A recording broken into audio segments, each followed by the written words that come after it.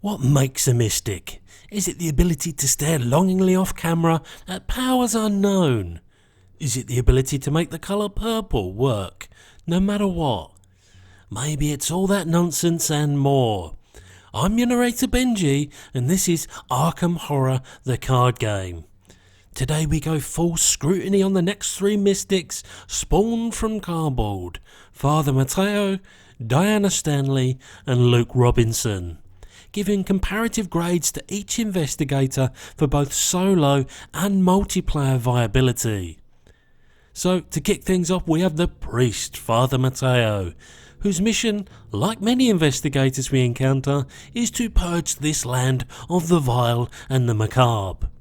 On the face of things, he's packing a fairly predictable top line, and it also seems that his faith enables the gift of turning disaster into good old-fashioned fortune.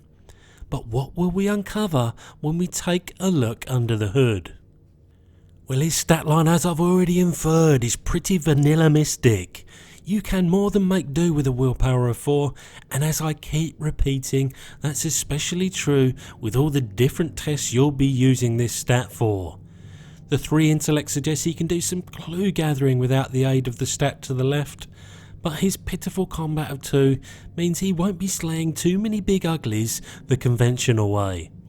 Still, his 3 agility means he can avoid a scrape when needed. To his signature ability then, and at a quick glance it's a doozy, swapping the worst possible pull from the chaos bag to most probably the best is like falling off a cliff into a very soft pile of cash. But as amazing as that sounds, it's only once per game. Would it really be that broken if it wasn't limited? Okay, yes, it would scale insanely well in multiplayer, but still, I think I'd much rather have an effect that I can make more use of. His signature card, the Codex of Ages, is effectively doubling down on the no thanks, I'd rather have an elder sign please mechanic. Again, the upside is great. Once you grab the token from the bag and sealed it, you get a passive +1 to your willpower, and you can then give the gift of stats back to use the elder sign anytime you would put your fingers in the chaos jar. Talk about eating cheese with chalk though. You're damned if you do and damned if you don't. Obviously, removing the elder sign from the chaos bag makes it easier to draw bad things. And probability wise, this is still small potatoes, but even small variances can be painful. And this becomes even more impactful in multiplayer because you share the same sack. Now, I rarely talk about an investigator's elder sign in much detail because of the odds of seeing it, but his signature ability and card, I'm pleased to note, have a mega upside. Either draw a card and gain a resource, or take an additional turn. Both of these options are great in the pantheon of elder sign effects. So to his weakness, Serpents of Yig. I thought these might be a little bit lightweight with all we've seen so far, but no such luck I'm afraid. It's a hunter-prey which makes his adequate agility a little bit redundant. So in other words, it's got to be dealt with directly. Okay, they're easy enough to hit, but at an awkward health point, there would no part of me that would be happy to see these fugly snakes. His off-class deck building choices of... Wait a minute, bonus experience? What the tippany is that? He starts the campaign with 5 experience, yes thank you please. There are any number of ways you can go with this freebie purchase at the start of the game, but I suspect it's made best use of just to get ahead of the curve. Start picking up those staples that you would have done going into scenarios 2 and 3 and hope that you don't run out of awesome stuff to buy come the end of a campaign. Whether this is the sole reason why you get such limited off-class choices is up for debate, but at this point, during the Innsmouth conspiracy cycle, there are a decent amount of blessed cards to choose from, most commonly found in the Guardian and Survivor classes. So does Father Mateo do enough to rise above the crowd? I'm not so sure. It's all just a little bit too lightweight, and his super duper ultimate is just that. It comes and then it goes. One skill test alone cannot win a scenario. As such, I'm giving him a C grade for solo viability and a slightly mixed bag and improved B in multiplayer. That's not to downplay his ultimate too much, you can certainly light some fireworks when you do, but I prefer a bit more consistency and reliability in my investigators, and I'm not sure Father Matt brings it. Moving swiftly on, we have Diana Stanley, apparently a cultist whose redemption is in the rear view, but she's going to have to do a lot to redeem herself from that shock horror 1 willpower. Otherwise it's an open and shut case for a fugazi investigator. There's gotta be more to this than meets the glance. So that stat line, as scaresy as it seems, is, as you can see, very much a ruse. She might start with 1 willpower, but me thinks this might be our first ramp investigator. Start 'em small, finish 'em big, baby. Until we get to that, when we talk about her signature ability, we can discuss her jack of all trades 3-3-3 intellect, combat and agility, which is firmly in the bare minimum category to be self-sufficient. And to be honest, it looks like she needs it early doors, which is fine. I'm not at all perturbed by what I see here, especially with an all-rounder 7 and 7 health and sanity. Signature ability time. Right, we have to play cards that cancel and ignore card and game effects. But I can think of a bleeding load of those. That's right, there is. I'm not sure it works without the secondary stat line of 3s across the board. They're just here to stabilise until your willpower goes buck wild, and then kablooey. Now what's one downside to Mystics? There's only so much access to cards that let you use your willpower for combat and intellect. Well, with this style of play, you're bound to have 1 or 2 handy by the time your willpower gets up to 4. And well, there really is no stopping her once she gets to 6. Oh, and she also draws a card and gains a resource when she does her thing. Sweet. Her signature card, Twilight Blade, only emphasises the point I just made, bringing consistency to your willpower shenanigans. Now, because it's a one-off, and because there's no plus damage tacked on, this is only an above average card.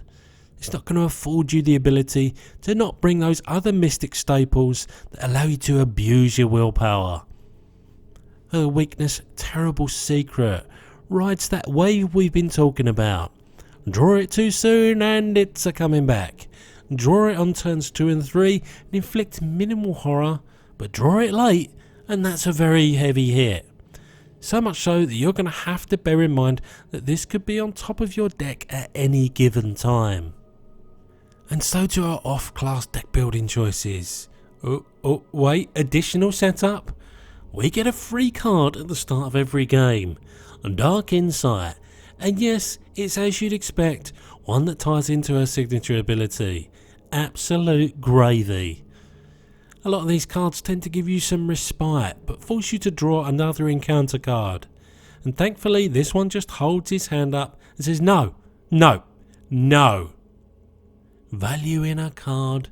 Oh, and it's fast as well. Back on point, we have access to Guardian level 0 to 2 cards. Yes, that is a situation I'm happy with.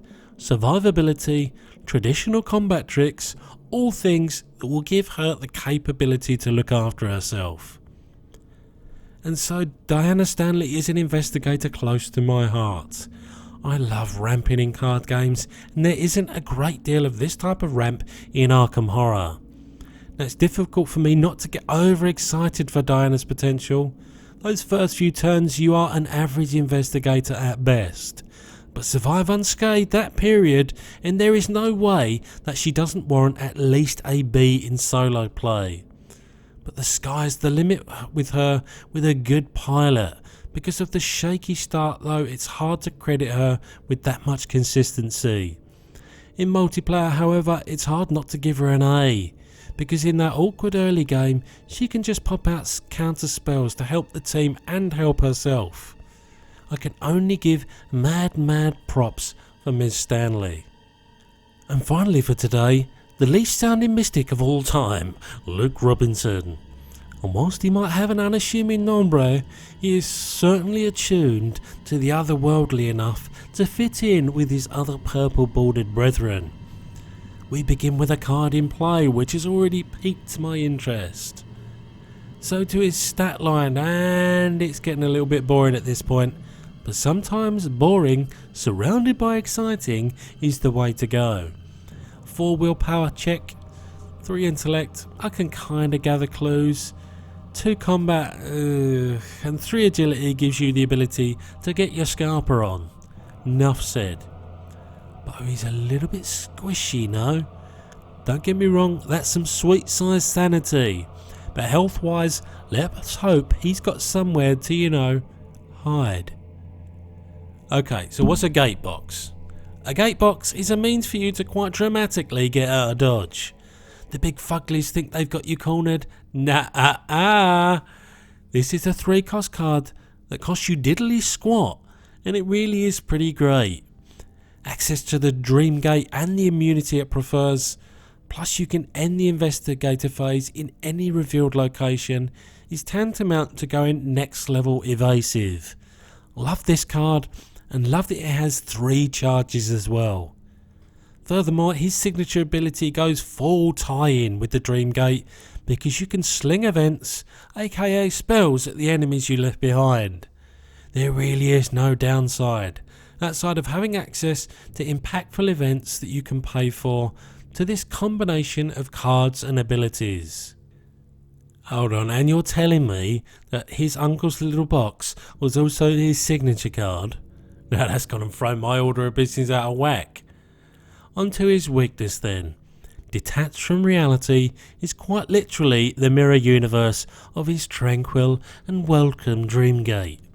This version, and its pointless reality on the other hand, will stand you in the middle of nowhere and probably imprison your turn unless you get uber lucky getting through that 6th shroud. The 2 horror obviously sucks quite a bit too, but with 9 sanity to start with, it could have been a lot worse. The thing is, if you draw this at the right time, it's actually a weakness with an upside.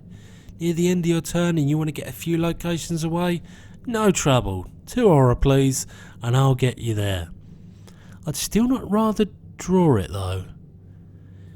His off-class deck building choices of Seeker cards is the antithesis of what Diana Stanley chose to do in her spare time. Our Luke is definitely one for the avoidance. Come back to reality, nab some clues, and then rinse and repeat.